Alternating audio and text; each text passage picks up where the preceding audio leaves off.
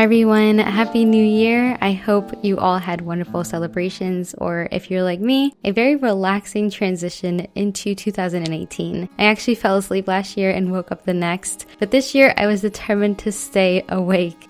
With this new year, I have so much that I want to accomplish and share with you, so I'm feeling a little overwhelmed with all of the goals that I want to achieve, and I know some of you have mentioned that starting a new journal or sketchbook is always daunting because of the what ifs, and it's so similar to beginning the new year, except the days will pass no matter what. At this point, the entire year is blank, and all of my thoughts of how things should be, where I should be in my life, or what I want to do is just floating around in my head, making it really hard to focus. So here are a few journal ideas to help cleanse your mind and then refocus in order to accomplish our main goals this year. I want us to make 2018 the best year yet. So let us let go of all of the thoughts and past experiences that are stopping us from being our best selves and living our best life. And since I've fallen in love with my January setup and have received so much love from all of you for the setup, I'm going to continue the winter lights theme into these few journal pages and hopefully make them just as magical. I am going to let go a little bit in these pages as well and draw very loosely without any need for perfection, just to get my thoughts flowing, so you are more than welcome to follow along and we can do this together.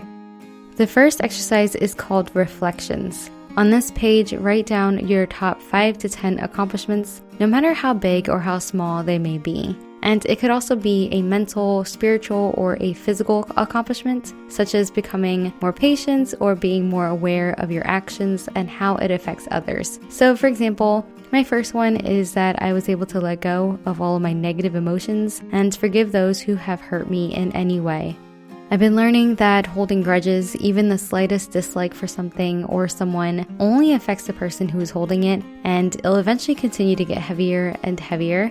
And in order for me to achieve my goals, I have to let go of the past and look towards the future. Make sure to take some time to pause and reflect on these and really acknowledge them.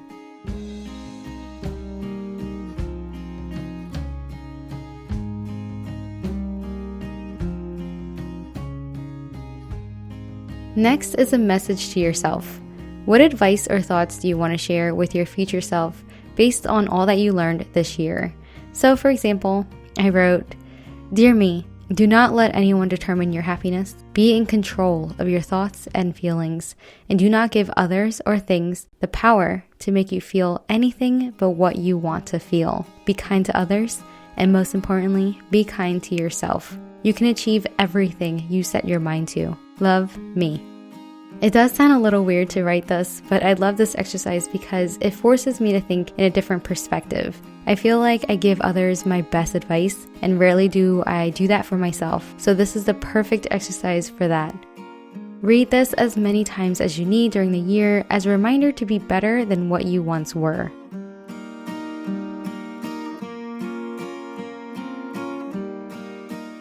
The third exercise is called Cleanse. This is the place where you dump all of the things that didn't work out, wish you had accomplished, all of your fears, weaknesses, and disappointments. Sometimes we go through these emotions and we don't let them out. Instead, bits and pieces of them burden our minds and continually stop us from moving forward. This is the place to let it all go and write them down. Make sure to pause between each one and really think of the emotions connected to them, and then just let them out onto the page.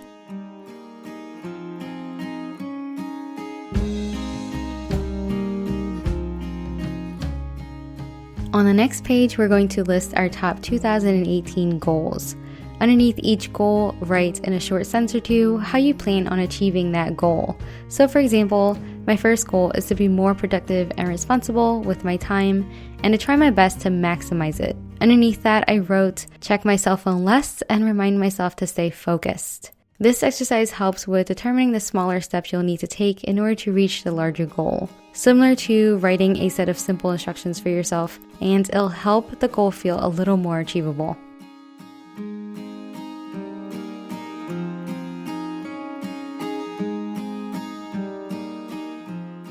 The fifth and final exercise is called Visualize. Try to envision yourself this time next year. What have you accomplished? How do you feel? And basically, who are you? I visualize that I am a healthy small business owner with a positive outlook and an incredibly patient and kind heart. Healthy in terms of being in control of what I eat and how I eat. I know that there is so much that I will need to overcome during this year, but that visualization is where I want to end up. So take your time and really try to picture yourself. This will hopefully be the summary of your story at the end of the year.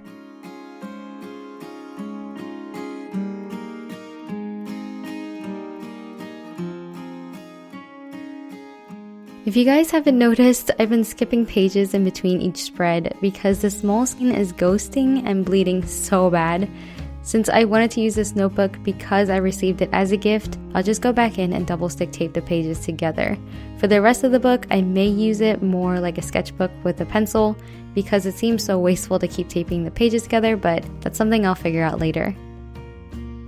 As I go through 2018, I'm going to flip back through these pages to remind myself of where I came from and where I aim to be. I am strongly determined to conquer this year, and I really hope you can conquer yours.